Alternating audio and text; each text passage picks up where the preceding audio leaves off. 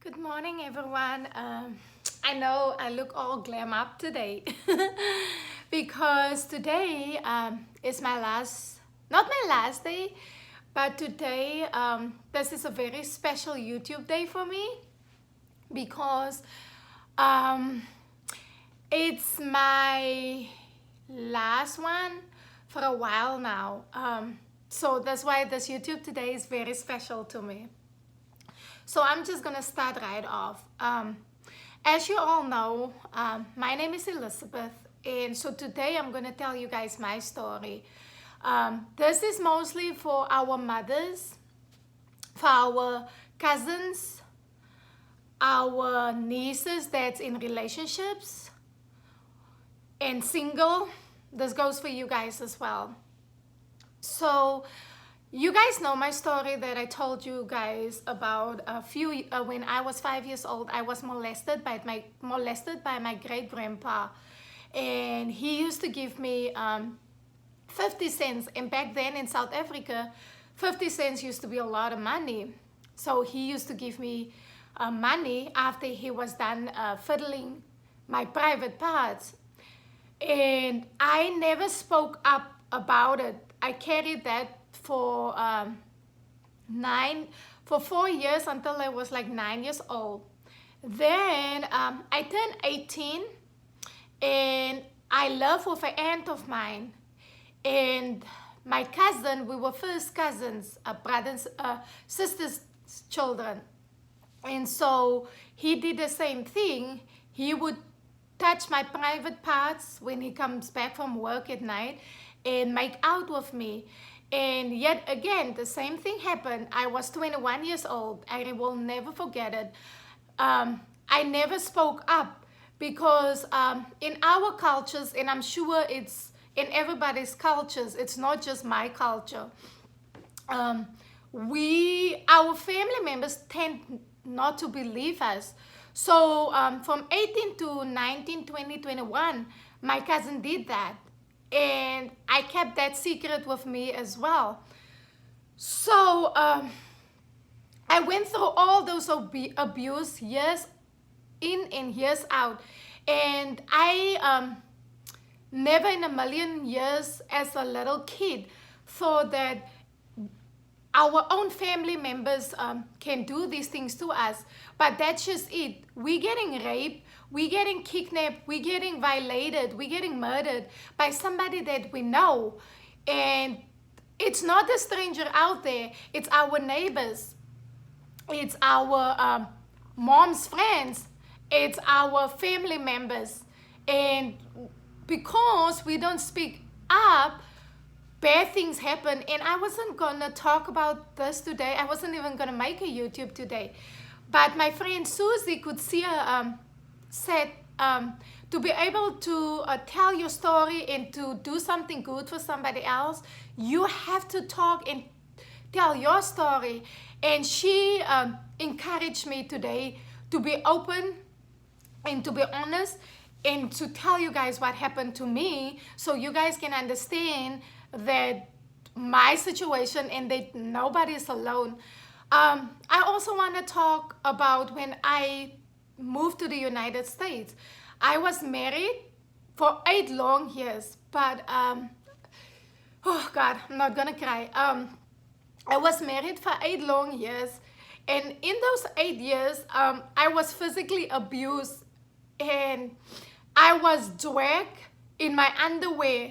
I lived in a very cold area where it snows, and one night I was dragged out with my panty and my bra into the snow, and I was choked unconsciously. I have a scar here on my eye. My eye was cut open in the middle, all the way from one side to the other side. I was abused, and I have abandonment issues. I'm just gonna be real with you guys. So when people abuse me, because my mother abandoned my brother and I when we were just young. I was 6 months old. So my mother was an alcoholic, and she felt that she couldn't take care of my oldest brother and I. So she gave us to my grandparents, and ever since that that time, I've always had abandonment issues. I don't like people walking out of my life. So coming back to my story that I was just busy telling you guys. So when I was married, my ex-husband did the same thing. He would abuse me. He would call me names, and he would do things to me and turn the blame around and blame me for it. And he said, "You made me angry. If you didn't make me angry, this would have never happened." And I started losing myself. I didn't recognize myself anymore because I started believing that the abuse that's happened to me was my fault. But yet I still stayed with my ex-husband, and he choked me unconsciously. He dragged me, like I said, in my underwear out into the snow. And somebody else felt bad for me. Our neighbors opposite felt bad for me and brought me into the house. And my previous bosses, they called the police because I had to go back to work the next day with an eye that was cut from one side to the other side that was open because I was in an abusive relationship, in an abusive marriage. So I more likely want to please, not as much as asking, all females, single, married, please, moms, especially moms in South Africa, please don't stay with your husband because you feel like you don't have a way out. Because you know what you're doing. You're actually teaching your little girls that being abused because you don't have a way out is okay. That they should treat the husband with respect because he provides. A husband that provides for his family don't harm his wife, that don't harm his family or kids. Please, moms, please, in South Africa, please, I am begging you guys. I came and I told you guys my story openly, not because I want all of you to feel sorry for me, but because I want you guys to please listen up. Don't stay in an abusive relationship. Don't stay in a house where your husband beats you or might end up killing you, or killing your son, or killing your daughter. Don't teach your kids that it's okay to be in a relationship where there's abuse. It's not okay, because you know what you're doing? You are actually harming your kids. You're teaching your little kids, your daughter, that it's okay to be in a relationship where the boyfriend will beat you up because he provides. You don't have a way out. You're teaching your little son that you can beat somebody else's daughter up one day when you grow up. Don't teach your kids that, moms. Please. And single ladies, please, please. You know, I always say that my second husband is my life savior because he treats me like a princess. And I'm not saying this right now to brag or anything, but I'm saying it because I thought that I didn't deserve better. I thought that whatever happened to me was my own cause. I caused it. I caused my ex-husband to abuse me, to drag me out of my house in my underwear into the snow, to choke me unconsciously, to cut my eye open. I thought that all of those things that happened to me was my fault. And ladies, you guys deserve so much better.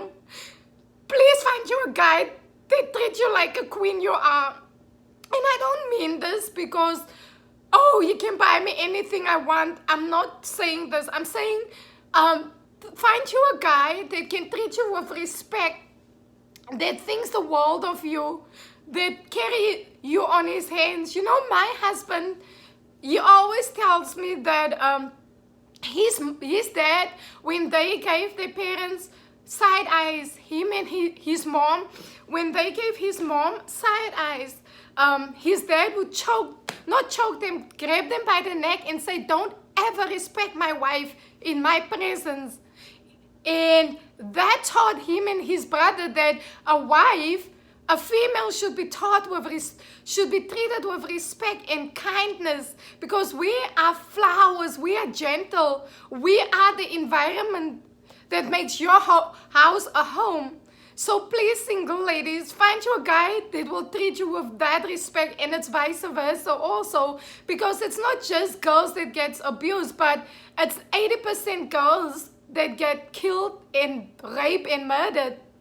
And moms, you always have a way out. Please don't repeat the cycle. Don't let your children think that whatever happened to them, or if your husband beats you up, that's okay. That's not okay. You have a voice. You can make a difference. So use your voice. And you are fearless. All moms, all females, you all are fearless. So please, please teach your kids that they need to treat you with respect, and they deserve respect, whether if they boys or girls, that they respect. They are respected, and they need to find a guy that will love and respect them, and that if they're in an abusive relationship, they shouldn't be taking it because they feel like they don't have a way out. There's always a way out. There is always someone that's willing to lend a hand. And I have this amazing group of friends, Chantel Martin, Stephanie Anderson, Wendy Coetzee, Winnie van der Merwe, Vanessa, and Nicolette them. And a handful of us are in the process of doing some amazing things, which I can't tell you guys about it right now because we are just starting with it. But to end this, I just want to encourage all females, please don't stay in an abusive relationship. Don't stay in a relationship where you feel like that's the only way out. It's not the only way out. And the same goes for the moms. Your kids, we are our kids' first environment, and they learn from us. And they're going to think that mommy stayed in a marriage where there was abuse, so I'm going to find me a husband who abused me and stay in an abusive relationship or marriage as well. And the kids, the sons, are learning from their moms and dads. The dad is beating the mom up, and the son is thinking, oh, that's okay. I will beat my wife up one day because daddy did that to mommy. That's the cycle we need to break. We need to break a vicious cycle, and it starts with us. And that's why I'm sharing my story with you guys today, because I want to tell you guys there is a way out. And again, like I said, we all tend to think that it's some stranger out there. It's not a stranger. It's somebody we know that's doing these bad things to us. So please speak up. You have a voice. One more last thing I would like to ask you guys. So please keep making you guys' YouTube videos, because this YouTube was created so we can hear each other's stories and let each other know you're not alone. And send your videos to Chantel, send it to Meryl, send it to Stephanie, because for a few months, I'm not going to be able to be part. I will still look up the videos, but I'm not going to be as involved because of certain things that I need to take care of myself. So please, guys, please listen up. You have a way out. Moms, you have a way out. Single ladies, find somebody that treats you with kindness. Please, please, please, please. And this is my video for today.